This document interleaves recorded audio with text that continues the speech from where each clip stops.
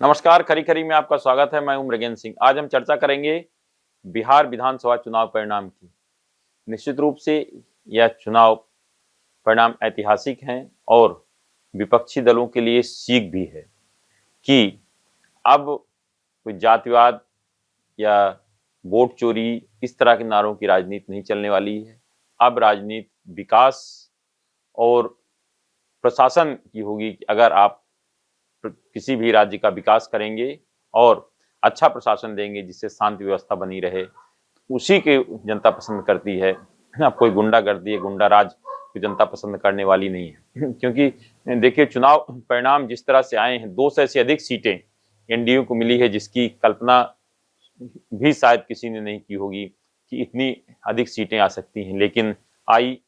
उसका कारण एक तो जो महागठबंधन बना था उसमें इतने दल और इनमें आपस में अंत तक इतना विवाद होता रहा सीटों को लेकर कि कुछ योजना ही नहीं बन पाई।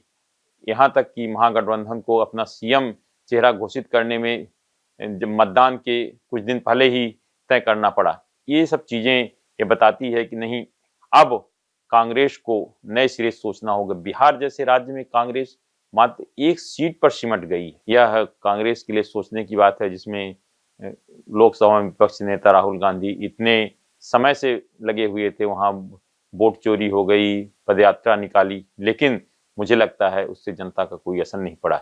इस चुनाव ने जो सीख दी है कि एक तो हमें जातिवाद की राजनीति छोड़नी होगी और हमें विकास पर बात करनी होगी। अब वोट चोरी जैसे या किसी को हम लगातार करके, जैसे प्रधानमंत्री पर लगातार टिप्पणी की जा रही थी, वोट चोर वोट चोर, मुझे लगता है इसका भी बड़ा असर पड़ा। आप इस तरह जनता ऐसी चीजें जो नकारात्मक चीजें हैं उसको जनता पसंद नहीं करती है।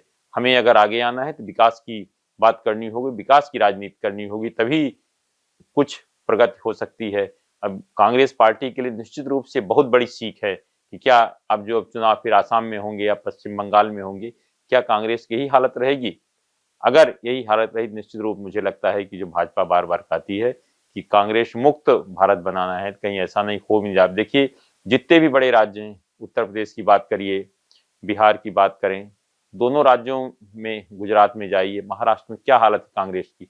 उसके लिए कोई कांग्रेस के लोकल नेता नहीं, वरिष्ठ नेता जिम्मेदार हैं, जिन्होंने कि हमेशा जो वहाँ प्रभावशाली नेता हैं, चाहे जिस राज्य के, उनको हमेशा डाउन किया, उनको आगे नहीं आने दिया। और ऐसे लोगों, कठपुतली नेताओं को जिम्मेदारी दी गई जिनका अपना कोई अस्तित्व नहीं है, चाहे किसी राज्य में हो। जितने भी नेता हैं आप उठा के देख लीजिए, या तो कभी विधानसभा चुनाव नहीं जीत पाते लोग, लेकिन उनको बड़ी बड़ी जिम्मेदारी दी गई। अब कांग्रेस में जो नेता जाते हैं, लोगों को बताते हैं कि भैया ऐसे चुनाव लड़ना है, भाई उनसे पूछ तो लो, कभी आपने पार्षद का चुनाव जीता है? कभी पंच सरपंच लड़े हो चुनाव? लेकिन लोगों को, दूसरों को बताते हैं। पता नहीं क्या होता है, कांग्रेस सर्वे कर रही, महीनों सर्वे करती है, और उसमें जो लोग निकल के आते हैं, ऐसे आते हैं जिनकी जमानत जब्त हो जाती है।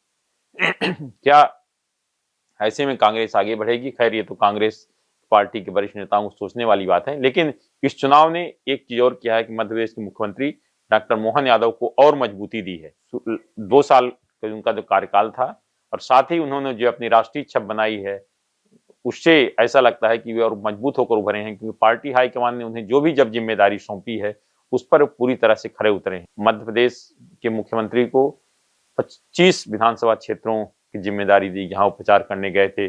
उसमें 21 या 22 पर जीत मिली है। निश्चित रूप से ये बहुत बड़ी जीत है, बताती है कि पार्टी ने उन पे जो जिम्मेदारी सौंपी है उस पर पूरी तरह से खरे उतरे हैं। आज जिस तरह से उन्होंने अपनी टिप्पणी दी, जरा सुनिए मुख्यमंत्री ने बिहार में एनडीए सरकार की जीत पर क्या कहा। बिहार में बहार है, फिर एनडीए सरकार है। माननीय मुख्यमंत्री नीतीश कुमार जी, माननीय जेपी नड्डा जी, माननीय अमित जी, खासकर अमित शाह जी को गृह मंत्री होने के नाते, और हमारे संगठन के वो आधुनिक समय के अद्भुत शिल्पी है। मैं स्वयं बिहार भी गया था, और बिहार के अंदर जो देखा वो रिजल्ट आया। ये कांग्रेस और उनके साथ वालों को सबक है कि जमीन पे जुड़ो, जमीन से जुड़कर राजनीति करो। जब हवा में रहोगे तो हवा में उछाल दिए जाओगे। ये हाल उनके हुए हैं। आपने सुना क्या कहा मध्य प्रदेश के मुख्यमंत्री मोहन यादव ने, और जिस तरह से वो टिप्पणी कर रहे हैं तो उन्हें लग रहा है कि एक और काफी मजबूत होकर उभरे हैं। और मुझे लगता है अब देखिएगा, इस चुनाव के बाद मध्य प्रदेश में और विकास की गति तेज होगी। अब मुख्यमंत्री और पावरफुल होकर सामने आएंगे। अब उन्हें भी ये सीख मिली है, यदि हम विकास के काम करेंगे और अच्छा प्रशासन देंगे तो 3 साल बाद जब मध्य प्रदेश में चुनाव होंगे तो मध्य प्रदेश में भी और अच्छी स्थिति हो सकती है भारतीय जनता पार्टी की वर्तमान से। इस कारण अब मुझे लगता है कि मुख्यमंत्री और पूरी मेहनत के साथ जनता के बीच जाएंगे और विकास के कामों को तेजी लाएंगे। बिहार में एनडीए की ऐतिहासिक विजय में मध्य प्रदेश के कई वरिष्ठ नेताओं का काफी योगदान है। मध्य प्रदेश भाजपा कई नेताओं को बड़ी जिम्मेदारी दी गई थी। पूर्व प्रदेश अध्यक्ष बीडी शर्मा कई क्षेत्रों में गए, उसके अलावा पूर्व गृह मंत्री नरोत्तम मिश्रा, प्रदेश के सहकारिता मंत्री विश्वास सारंग, पूर्व मंत्री अरविंद भदौरिया सहित कई दिग्गज नेता वहां गए। और विशेषकर मैं बताऊं, जो सबसे बड़ी जिम्मेदारी दी गई थी, जो मध्य प्रदेश के प्रभारी हैं महेंद्र सिंह, उनको जो जिम्मेदारी दी गई थी वो भी पार्टी हाईकमान की उम्मीदों पर पूरी तरह से खड़े उतरे हैं। उनको बड़ी जिम्मेदारी दी गई थी और शुरू से ही जब से चुनाव डिक्लेयर हुआ उसके बाद से उनको वहां लगा दिया गया था और लगातार वो बिहार में ही रहे। तो उनको एक बड़ी जीत है, बड़ा योगदान है मध्य प्रदेश का।